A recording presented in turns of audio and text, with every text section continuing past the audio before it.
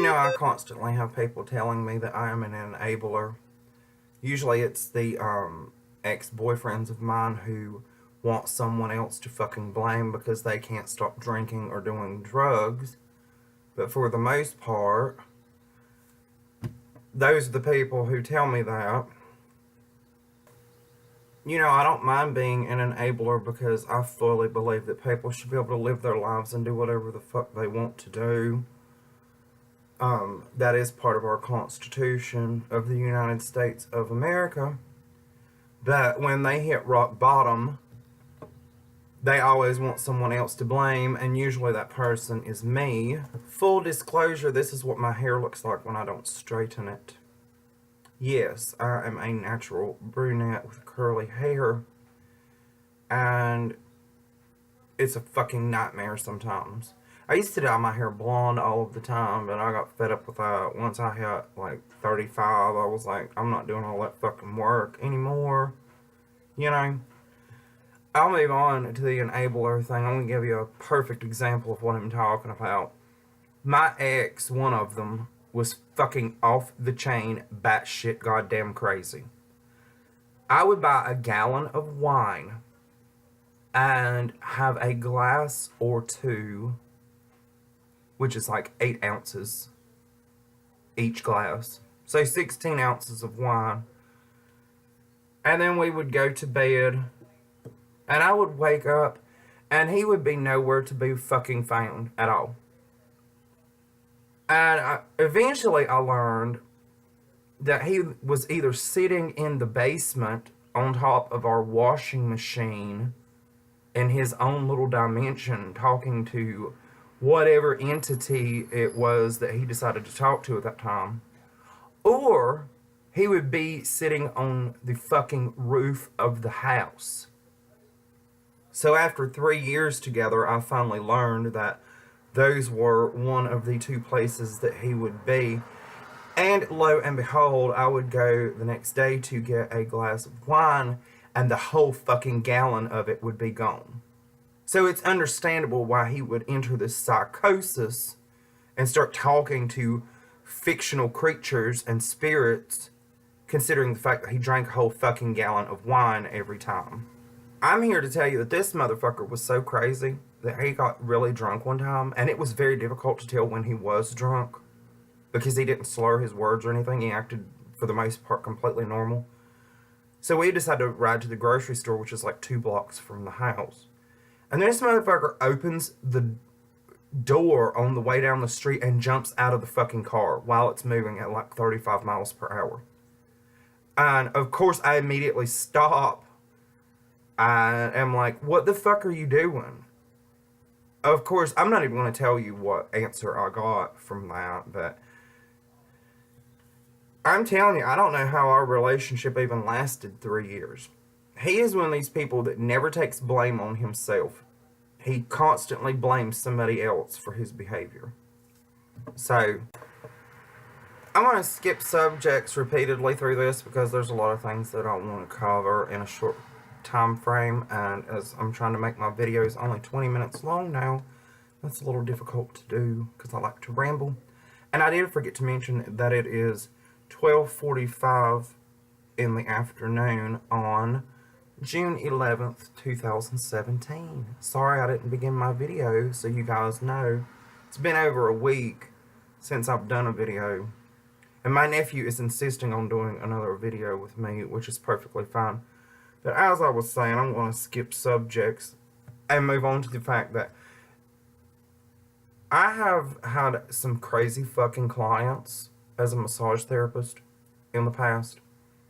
But lately there is some mentality that's going on around here that everybody is asking me if I do prostate massages and wraps, which, if you don't know what that is, it's like a kelp, like a seaweed wrap and things like that. And I'm quick to tell them, I'm a massage therapist. I have a massage parlor. I do not run a full-blown fucking salon. And then this guy purchased up the other day and says, well, is your massage full service? Which you've all heard this before. So I write him back and I'm like, look, motherfucker, this is a massage parlor, not a goddamn gas station. So, no, it's not fucking full service. And I'm sick of people asking me that shit. But I'm getting back to the prostate massage thing. These people lately have been asking me if I do prostate massages.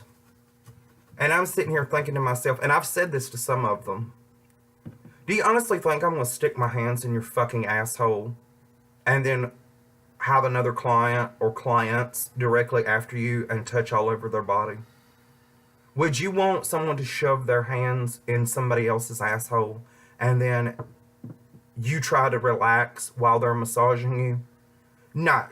So don't even fucking ask such stupid questions. You know, I mean, what is going on in people's minds now? So my sister texts me yesterday after not hearing from her in weeks, which sometimes happens.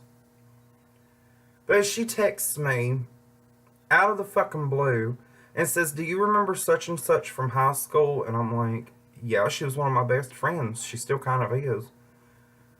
Well, she only has 5 hours to live.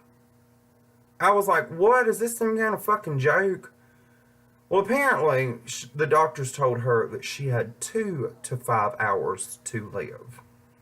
God rest her soul if she's passed on now. But I'm like, who the fuck sends a text like that after not talking to you for months, or days, actually, any time frame that's significant? Who sends a fucking out-of-the-blue text like that and tells you that one of your friends is fucking dying? And not to mention the fact that if I only had 2 to 5 hours to live, I certainly would not want to fucking know that. You know? I mean, come on. Apparently, her breast cancer had come back, and the cancer got into her liver. So the doctors tell her she has 2 to 5 hours to live. I would be like, what the fuck? I'd be fucking speechless. In fact, I think I'd probably backhand the fucking doctor that told me that shit. I'd be like, I'm supposed to plan all this in 2 to 5 hours? What the fuck? You know, I mean, would that not shock the shit out of you? I have not yet been informed of whether or not my girlfriend has passed on, but I'm going to move on to a different subject. This city that I live in it, you are required to have a driveway. Whether it be gravel, they prefer for it to be concrete, but you have to have a driveway. So I'm trying to figure out why my neighbors decide that they want to park their vehicle or vehicles in their front fucking yard on the grass. First of all, I've had tenants before, and I'm going to get to tenants, which I no longer have those for reasons I will elaborate on later. I've had tenants who pulled their vehicle into my front yard, and I'm like, you better get your fucking car off my goddamn lawn now, or I'm going to go out there and flatten your fucking tires and bust your windows out.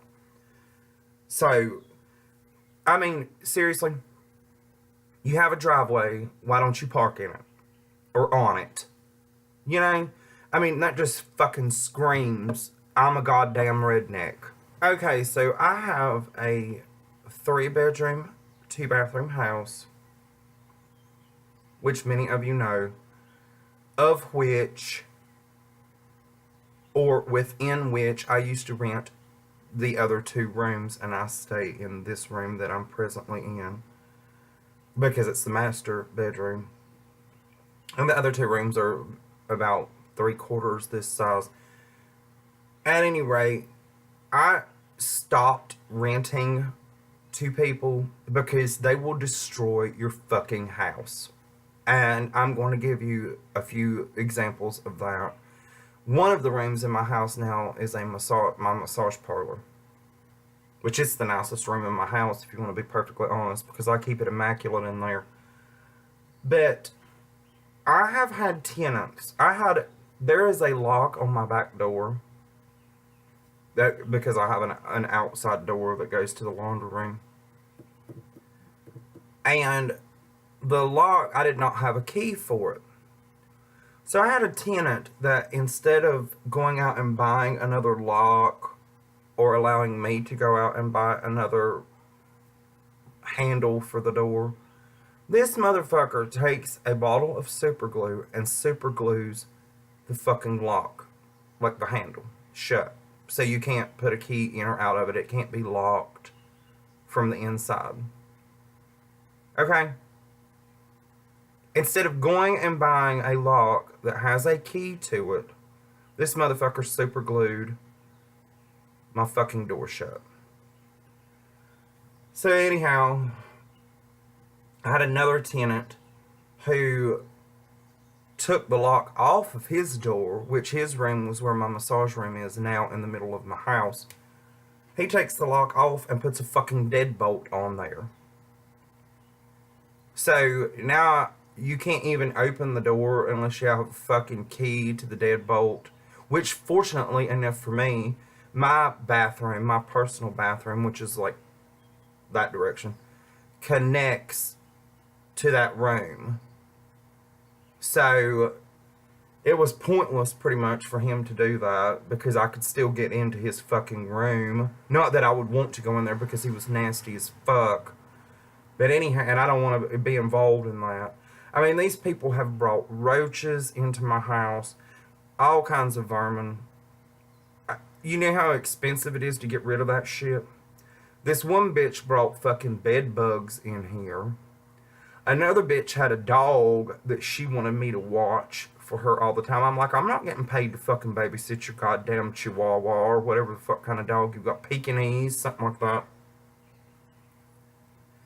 Like, I'm not fucking getting paid for this, you know? I'm fortunate to get rent from you at all. And that's another thing. They never fucking pay rent on time, even though their lease says it. And then whenever they can't pay it on time, and it says plainly in the lease, there's a $35 fee if your rent is a day past 5 days late, which means on the 6th day, you owe me $35 more. Oh, God, no, they could not do that. It was a tremendous amount of effort for them to even be able to pay the fucking rent in the first goddamn place. But yet they wanted to leave the lights on and plug up $5,000 worth of equipment into the electrical outlets in my house and run the fucking electricity up to $500 goddamn dollars. I'm telling you, 1 month my electricity was $600. Your rent don't fucking cover that shit, motherfucker. You owe me about $450 because my electric bill when I live by myself is only $60. So, no. And God forbid I rented both rooms because the tenants would fight all the fucking time. And then they come to me and try to get me to be a fucking mediator, and I'm not playing that damn little game. Either you live harmoniously or you don't fucking live here at all, because I will throw your fucking ass out. It's month to month here. All I have to give you is 10 days in this state of a notice before you have to get your shit and get the fuck out of my house. And on that 10th day, all your shit better be gone. So anyhow, I had a brand new washer and dryer. And I had these people that obviously thought they were gypsies or something. They're the ones that parked in my fucking front yard, which automatically created a shitload of resentment towards them. But then they have this car that is filled with fucking clothes, and I mean, you can't even see out the back window. It was like a station wagon, and you could barely get in it. I don't even know how they drove the motherfucker because it was that piled up with cars. There was no clothes. There was no way to sit in the back. There was no way to sit in the passenger seat. It was all clothes. And these motherfuckers bring loads and loads and loads of clothes in here and cram them in my washer and dryer and break both of them. A load of laundry is not supposed to completely fill up your washer or dryer. There is a capacity for each of those items, those electronical items. You do not fill them completely fucking full. So they destroyed both my washer and my fucking dryer and my lawn. I'm sure that you can picture in your mind just how fucking thrilled I was about that shit. And then when I told them that they needed to pay for those items, I wake up one morning and they're fucking gone. Like, literally just fucking gone. I'm going to end this video with a fun fact, which most of you will probably consider very interesting. Whether you realize it or not, food is supposed to be rotated. That means canned food, frozen food, fresh food, all of that. In running restaurants and grocery stores and things like that, you learn quite quickly that if something has an expiration date, or when you get in new stock, you put the new stock, the new canned foods and all that come in the new boxes, behind the ones that are already on the shelf, because their expiration date exceeds the ones that are already on the shelf.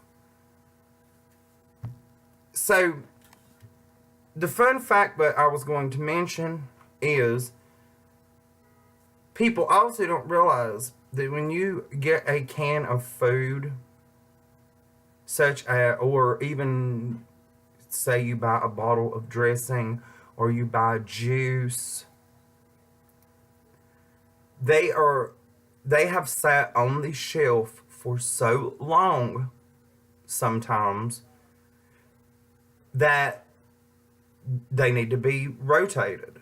And by that I mean, I know I'm not making myself very clear.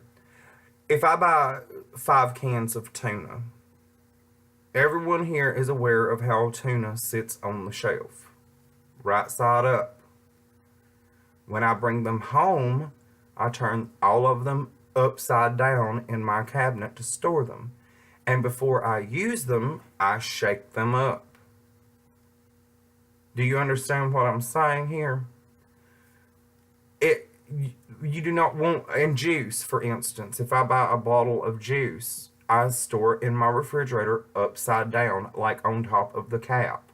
Or lay it sideways, like flat down in the refrigerator. And sometimes, like especially with juice, or a product that's bottled like juice, I'll turn it upside down on its cap, and then a couple days later I'll turn it over on its side, and then I'll turn it over on its other side.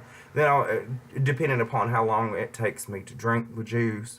Of course, you can't do this with a lot of milk because milk is top heavy, but you can turn milk on its side. But my point is, a lot of people don't realize, even like cake mix, if you buy cake mix, as soon as I get home, I turn it upside down. Or flour, turn it upside down or on its side. You have to rotate food like that.